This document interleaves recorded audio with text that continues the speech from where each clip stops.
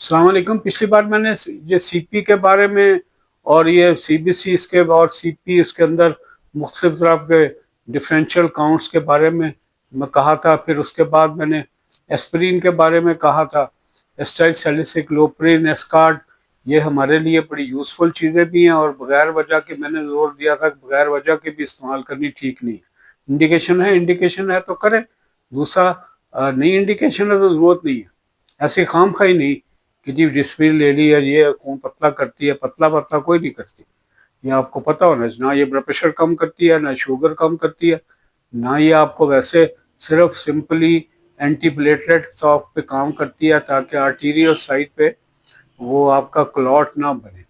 तो मुझे दूसरा इंटरेस्टिंग मुझे लगा था कि हमें स्टूडेंट लाइफ में पढ़ा करते थे, मेरा मैं अभी इकरार करता हूँ कि कोई 14-14, 15-15 घंटे भी पढ़ जाते थे, लेकिन हराम है 20-30% से ज़्यादा को रिटेन कर सके। फुट नोट्स बनाते थे, लेकिन वही के बाद में कोई ज़्यादा मेमोरी में रहता नहीं था। एक और बड़ा मुझे इंटरेस्टिंग लग रहा था कि काफ़ी देर हमें तो स्टूडेंट लाइफ में तो डेफिनेटली नहीं पता था। अब आप अर्ली जब डॉक्टर वॉक्टर हो जाओ वगैरह मेडिकल अफसर थे, हमें ये नहीं पता लगा कि वाइट क्लॉट और रेड क्लॉट में क्या फ़र्क है।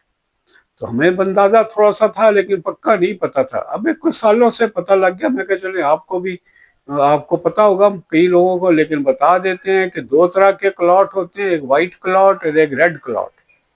फर्क यह है कि एक तो लोकेशन का फर्क है और कंपोजिशन का फर्क है मेनली।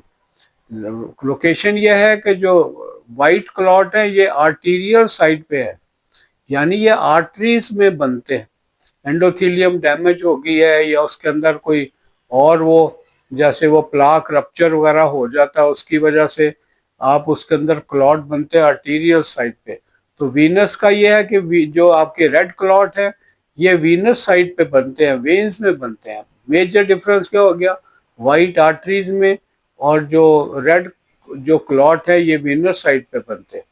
वो जो उसके अंदर रेड क्यों होते हैं वीनस साइड के, उसके अंदर ज्यादा रेड सेल होते हैं और वो लो प्रेशर सिस्टम के अंदर वो बनते हैं, क्योंकि वीनस जो है ना उसके अंदर कंटिन्यूस फ्लो होता है, उसके अंदर कोई जर्क्स नहीं लगते जैसे आर्टीरियल साइड पे। आर्टीरियल फ्लो जो होता है ये तो हार्ट की वजह से यार, पल्स आती है तो उसके अंदर जर्क लगते हैं, हाई फ्लो, हाई प्रेशर है, शेयर स्ट्रेस ज्यादा होती है। और वीनस साइड पे तो कोई पल्सेशन होती नहीं है, वो ना तो खुद वो कर सकती है, सिर्फ मसल के एक्शन की वजह से स्मूथ फ्लो, स्लो फ्लो ऊपर जाता है, तो इसलिए फिर क्लॉट का चांस बनता है। तो वहां पे जो क्लॉट बनेगा वो रेड होगा। जो हाई प्रेशर सिस्टम में आर्टीरियल साइड पे बनेगा वो वाइटिश होगा। कंपोजिशन में होता है कि जैसे पहले मैंने बताया कि जो रेड जो क्लॉट है वो मेनली रेड ब्लड सेल होते हैं, आरबीसी जिसको कहते हैं, फाइब्रिन होता है। जो हमारे जो व्हाइट है उसके अंदर मेनली प्लेटलेट होते हैं, जो क्लम्पिंग करके करते हैं, प्लस फाइब्रिन रिच होता है।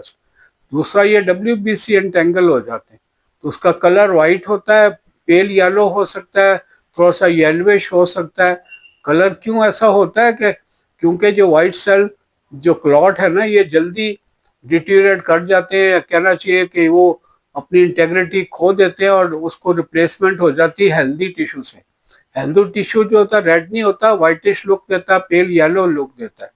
तो इसलिए वो डिफरेंस, कलर का भी डिफरेंस है, लोकेशन का डिफरेंस है, कंपोजिशन का डिफरेंस है दोनों के अंदर। वो वाले जो बताया मैंने कि मेनली रेड सेल है, फाइब्रिन है, ये प्लेटलेट मेनली है, प्लस इसके अंदर WBC है, और फाइब्रिन का अच्छी खासी क्वांटिटी होती है, इसलिए ये टफ है थोड़े से। वो वाले जो रेड क्लॉट हैं वो बिल्कुल जेली की तरह होते हैं, ऐसे जेली को हाथ लगाए तो नरम होती है जैसे। रेड क्लॉट जो व्हाइट क्लॉट है ये इस तरह का नहीं होता, थोड़ा सा लगता है टफ है थोड़ा सा। फिर हम थ्रोम्बेक्टमीज ये इंटरवेंशनिस्ट करते हैं, तो थ्रोम्बेक्टमी जब थ्रोम्बस को तोड़ा जाता है, उसको डिजोल्व किया जाता है, उसको करें तो वो वीनस आसानी से हो जाता है क्योंकि बड़ा फ्राइबल होता है। इसलिए इसके अंदर टांगों से पल्मोनरी एम्बोलिज्म जब होता है, यहाँ से क्लॉट आसानी से टूट के राइट साइड पे आता है, हार्ट राइट साइड उठा के लंग्स में उसको भेजती है। उसको नहीं पता कि ये क्लॉट है हार्ट को, कि ये आम ब्लड है, तो वहां जाके क्लॉग हो जाते हैं। तो पल्मोनरी एम्बोलिज्म बड़ी डेंजरस कंडीशन है जिसकी वजह से वो खराबी पैदा होती, लेकिन वाइट नहीं टूटते आसानी से। इनको थ्रोम्बेक्टमी करना उसकी वेसल के अंदर से बड़ा मुश्किल है।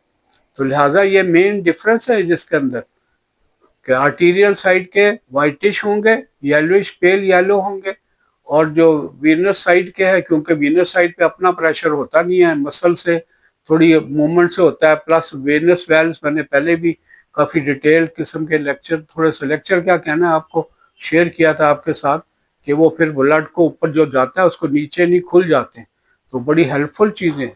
तो उस साइड पे फ्लो नहीं है इसलिए क्लॉट बनते हैं, तो रेड होते हैं।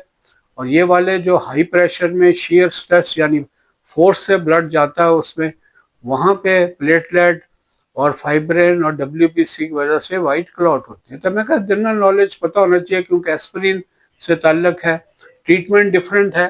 एस्पिरिन क्योंकि ये प्लेटलेट एग्रीगेट करते हैं, तो इसमें एंटी प्लेटलेट लेनी है, यानी एस्पिरिन लेनी है, क्लोपिडोग्रिल लेनी है, प्रेजोग्रिल हो जाए या टिक्रोग्लोर है, ये चीज़ें सारी उस तरफ एंटी प्लेटलेट हैं। वीनस साइड पे हम एंटीप्लेटलेट नॉर्मली नहीं देते, स्वाइस के दोनों चीजें कंबाइन कर जाए। उसके अंदर एंटीकोआगुलेंट है, जैसे आपकी हेपरिन देते हैं, वारफरिन देते हैं। तो ये डिफरेंस है दोनों के अंदर। मेरे भी आई डोंट नो कितने लोगों को आपको पता होगा कि दो तरह के क्लॉट होते हैं, एक वाइट क्लॉट होता है, एक रेड क्लॉट होता है। तो मुझे तो लेटली अभी अभी तो नहीं कहना चाहिए, कुछ सालों से पता है, लेकिन मेरे सामने आया तो मैंने कहा क्योंकि एस्पिरिन हमने एंटी प्लेटलेट डिस्कस किया, तो मैं चले ये भी इसके थ्रू भी हम एक बार हो लें, तो अच्छा होता है। छोटा मोटा नॉलेज होना चाहिए इंसान को। अपना ख्याल रखिएगा। अल्लाह हाफिज़, अस्सलाम वालेकुम।